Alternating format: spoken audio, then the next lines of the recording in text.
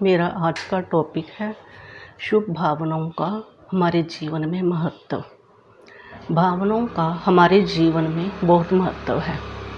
किसी की भगवान में अगर भावना है तो उसको बहुत ही सुंदर फल मिलता है। अगर भक्ति मार्ग में भी देखें कि किसी की अगर पत्थर में भी भावना है तो उसको भी बड़ा अच्छा फल मिलता है। परंतु जो शुभ भावनाएं हैं ये बहुत ऊंची चीज़ है। हम जब परमात्मा से योग लगाते हैं तो हमारे में शक्तियाँ भरने लगती हैं और जो हमारी शुभ भावनाएं हैं वो भी शक्तिशाली हो जाती हैं।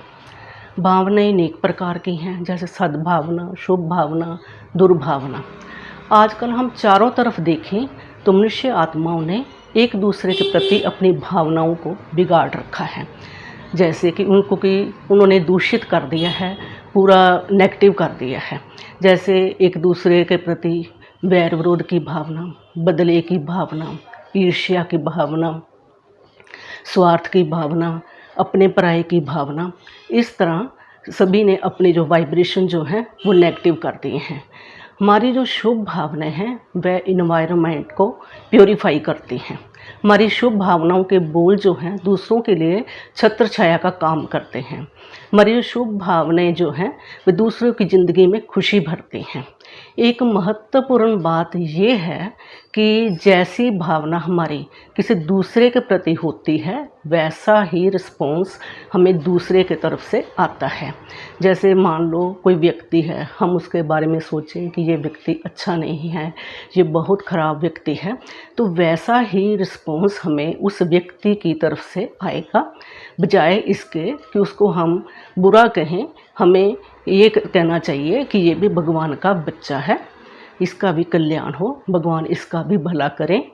तो हम देखेंगे कि थोड़े ही दिनों में उसका व्यवहार हमारी तरफ बहुत ही अच्छा होता चला जाएगा। हमारी जो शुभ भावनाएं हैं उनमें बहुत ही शक्ति होती है।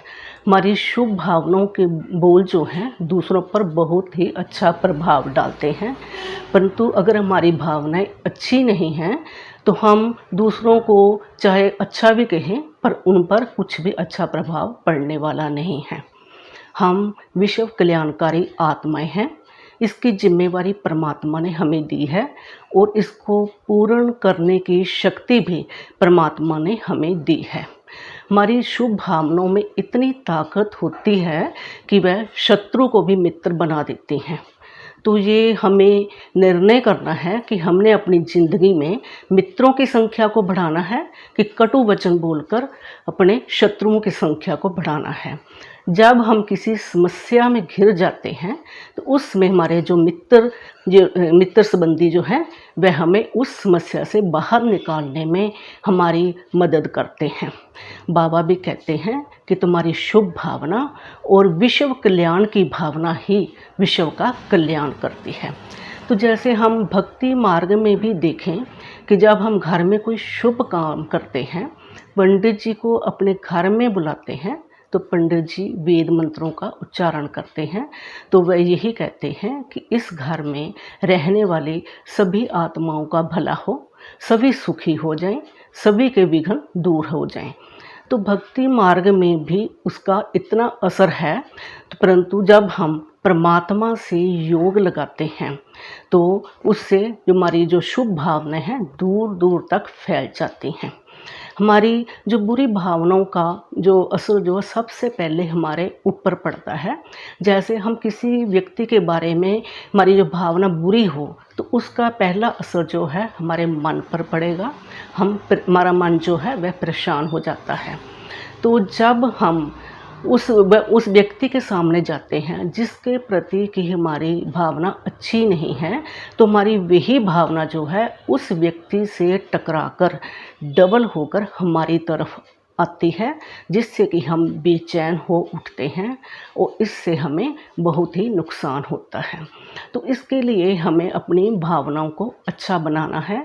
इसके लिए हमें एक अच्छे स्वमान की ज़रूरत है कि मैं एक महान आत्मा हूँ, मैं परम पवित्र आत्मा हूँ।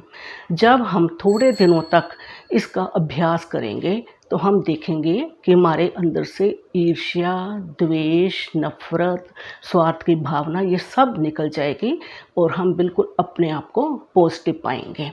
हमारी जो शुभ भावनाएं जो हैं उनको हमें चेक करना चाहिए, उसके बारे में हमें अवेयरनेस होनी चाहिए कि हमारी इन शुभ भावनाओं में कहीं हमारी बुरी भावना तो नहीं आ गई हैं। हमें उनको चेक करके उन्हें चेंज कर देना चाहिए। हमारी जो दुर्भावनाएं जो हैं ये सबसे पहले नेगेटिविटी फैलाती हैं। जैसे हम कोई व्यक्ति है, उसके पास बहुत सा धन है, उसका कार्य भी बहुत अच्छा चल रहा है, तो हम सबसे पहले यही सोचते हैं कि पता नहीं इसके पास इतना धन कहाँ से आ गया, पता नहीं ये कहीं रिश्वत लेता है या कहीं ठगी करता है। चाहे वो व्यक्ति ईमानदारी से धन कमा रहा हो और वह अच्छे कार्य में उसे लगा रहा हो, परंतु हमारा जो उसके प्रति जो भावना के कारण हमारे और उसके संबंधों में कटुता आ जाती है। कई बार हम देखते हैं कि हम किसी के लिए अपने मन में ईर्ष्या रख लेते हैं। मान लो कोई व्यक्ति है, वह ज़िंदगी में बहुत ऊंचाई पर जा रहा है, ज़िंदगी के हर क्षेत्र में उसे सफलता मिल रही है, सभी उसे मान सम्मान दे रहे हैं, सभी उससे प्यार कर रहे हैं, तो हम उस व्यक्ति के लिए अपने मन में ईर्ष्या रख लेते हैं। परंतु हमें एक बात यहाँ ये जाननी है कि हम उस व्यक्ति से ईर्ष्या नहीं रख रहे, परंतु उसको उसके जीवन में मिलने वाली उपलब्धियाँ जो हैं हम उससे ईर्ष्या कर रहे हैं, और जिसके कारण ये होता है कि ये सब चीज़ें जो हैं हमारी ज़िंदगी में नहीं आती। इसके लिए हमें चाहिए कि हम उस व्यक्ति की प्रशंसा करें ताकि वो सभी चीज़ें जो हैं वो हमारी ज़िंदगी में आएँ। हमें अपनी भावनाओं को चेक करना चाहिए। हमारी भावनाएं ऐसी होती हैं कि हम भगवान से अपने लिए तो दुआएं मांगते हैं, परंतु दूसरे के लिए हमारे भावनाएं जो हैं वह अच्छी नहीं होती। हम ये क्यों नहीं समझते कि जैसे हम भगवान के बच्चे हैं, वो व्यक्ति भी उस भगवान का बच्चा है। तो अगर हम दूसरों के लिए बुरी भावनाएं रखेंगे तो हमें दूसरों की तरफ से शुभ भावनाएं नहीं मिलेंगी और परमात्मा भी हमारे लिए शुभ भावना नहीं रखेंगे। इसलिए हमें अपनी भावनाओं को चेक करते रहना चाहिए और समय समय पर उनको चेक करके उन्हें चेंज करना चाहिए, और हमें अपनी शुभ भावनाओं के खाते को बढ़ाना चाहिए। जैसे कहते हैं ना, भोलेनाथ का भंडारा अखूट है, इसी प्रकार हमें अपनी शुभ भावनाओं के खजाने को बढ़ाते रहना चाहिए। जो भी हमारे सामने आए वह हमसे शुभ भावना ही लेके चला जाए, जिससे कि हमारा ये शुभ भावनाओं का स्टॉक जो है वह बढ़ता चला जाएगा और जमा होता चला जाएगा। अच्छा, ओम।